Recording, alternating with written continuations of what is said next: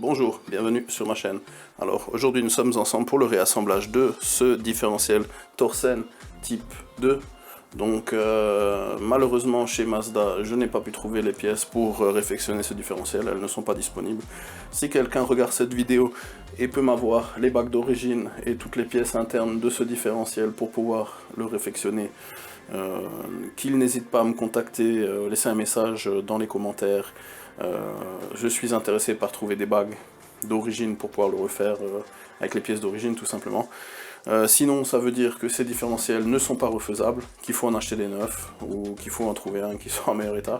Mais enfin quoi qu'il en soit, le différentiel Torsen type 2 sur MX5 à éviter, on ne peut pas avoir les pièces, donc j'ai dû les refabriquer moi-même et vous allez voir ça tout de suite. Allez, c'est parti. Voilà, comme je n'ai pas réussi à trouver ces bagues de remplacement, hein, comme je n'ai pas réussi à les trouver, qu'est-ce que je vais être obligé de faire? Je vais être obligé d'en refabriquer de nouvelles, donc dans une plaque de bronze. Alors je ne sais pas, ça a l'air d'être du bronze, hein. Ah, je dirais ça à la couleur. Le bronze est un peu plus jaune que le cuivre. Ça c'est une plaque de bronze, c'est avec ça qu'on fait les roulements, les portées de roulement, les choses comme ça, enfin les roulements, les bagues en bronze, dans les tours par exemple, et ce genre de choses. Donc j'ai cette plaque de bronze qui fait 3 mm d'épaisseur, donc l'épaisseur qu'il faut pour pouvoir refaire ces bagues. Je vais les positionner comme ça sur la plaque. Je vais utiliser une bombe, hein, tout simplement. Je vais passer un petit coup de spray là-dessus pour pouvoir avoir la marque des bagues. Je pourrais découper la tôle proprement pour pouvoir récupérer deux bagues fabrication maison. De toute façon, je n'ai pas le choix.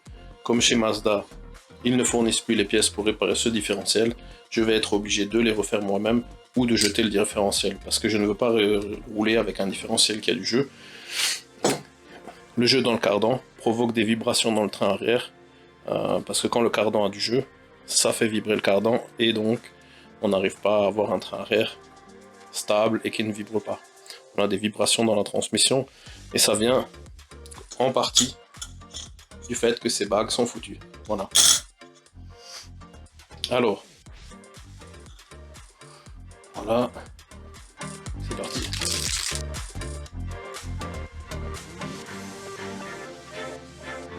Voilà, après un rapide séchage au décapeur thermique, on va voir le résultat.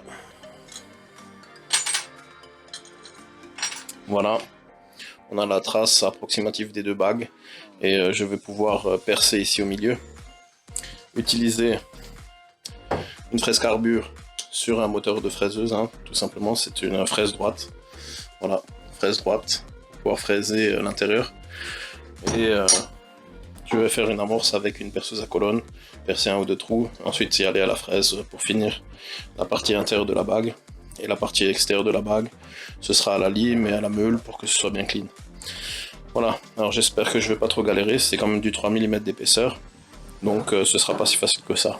De toute façon, c'est ça où je jette le différentiel, voilà. Allez, c'est parti.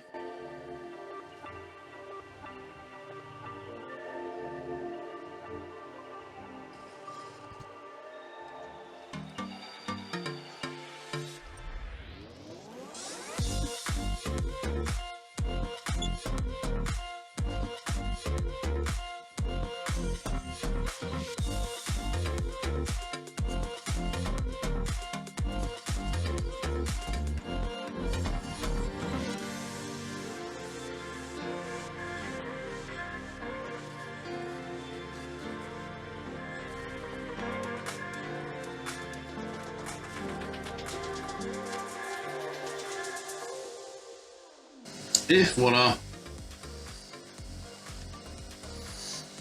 C'est pas trop mal. C'est mieux que de jeter le diff. Voilà. Je vais finir la deuxième. Je vais faire quelques rayures à l'intérieur pour pouvoir avoir une bonne lubrification. Et je pense que ce sera bon pour un remontage. Voilà. Vous avez pu voir comment j'ai refait ces bagues de calage ici, là. Donc elles sont pas superbes, hein, mais disons au moins...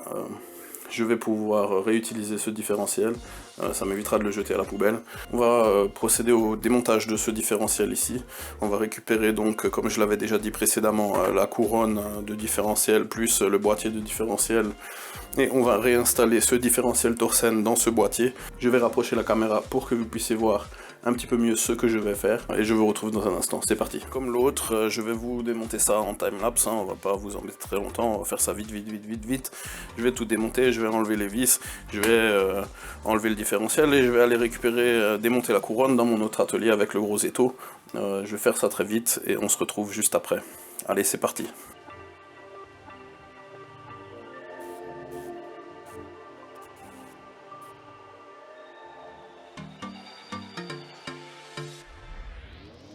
Et voilà, donc j'ai déjà séparé le différentiel de la caisse. Je vais aller à mon autre étau comme la dernière fois pour pouvoir desserrer un premier coup toutes les vis ici. Je devais devoir le serrer dans l'étau. Là, je vais le serrer dans l'étau et je vais desserrer un bon coup toutes les vis pour pouvoir tout à l'heure venir à bout des autres vis plus facilement, tout simplement.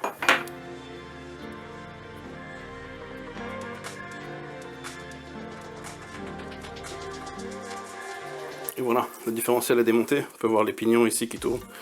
Voilà. Si quelqu'un est intéressé par ce diff, me contacter dans la description ou par email. Voilà. olivier@japanracing.com.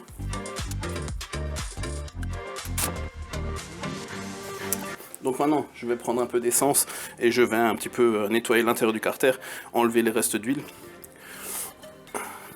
Je vais aussi dégraisser la couronne. Parce que tout à l'heure, il faudra qu'on la remonte avec du frein filet, donc il faut que les filetages soient bien dégraissés. Voilà.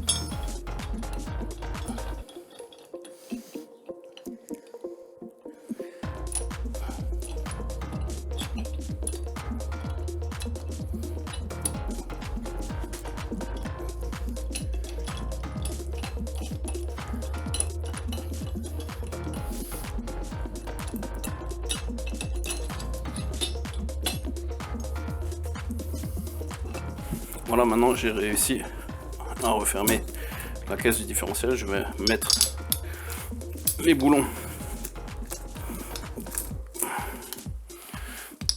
voilà, dans leurs orifices pour être sûr de bien aligner toutes les vis avec la carcasse du différentiel.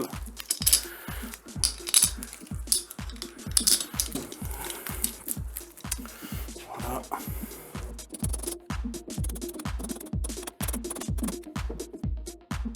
Je vais réinstaller les vis du différentiel.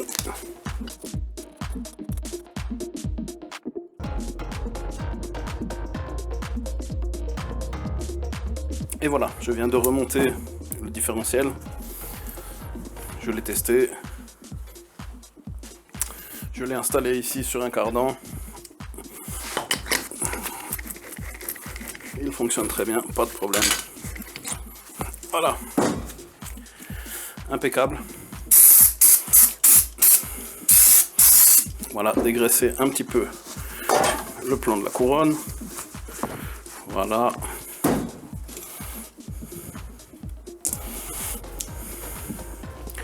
Je vais dégraisser les filetages de la couronne.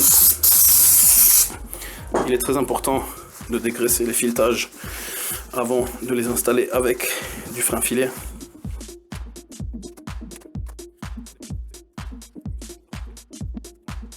Voilà, je vais maintenant appliquer une goutte de Loctite rouge sur chacune des vis du différentiel et ensuite je vais aller les serrer au couple dans mon gros étau dans l'autre atelier. Voilà, je vais faire ça encore hors caméra, je vais juste vous montrer, voilà quand même, hop.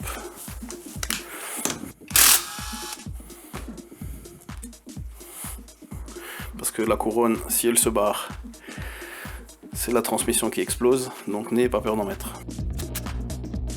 Je vais maintenant remonter le différentiel dans son boîtier de différentiel.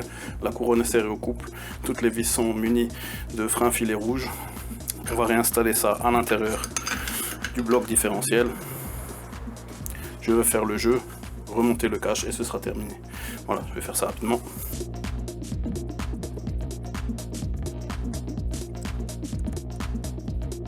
Alors, ici, comme j'ai déjà fait des différentiels de MX5 auparavant, je me suis fabriqué un petit outil fabrication maison pour pouvoir serrer et desserrer le différentiel. C'est très pratique, c'est vite fait, un petit morceau de fer plat, un petit morceau de fer carré. Comme ça, je peux serrer et desserrer mon différentiel.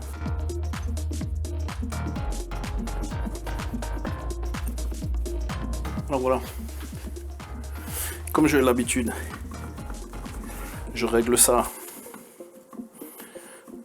en ayant un très léger jeu au niveau du pignon là-bas et en ayant des roulements qui tournent gras.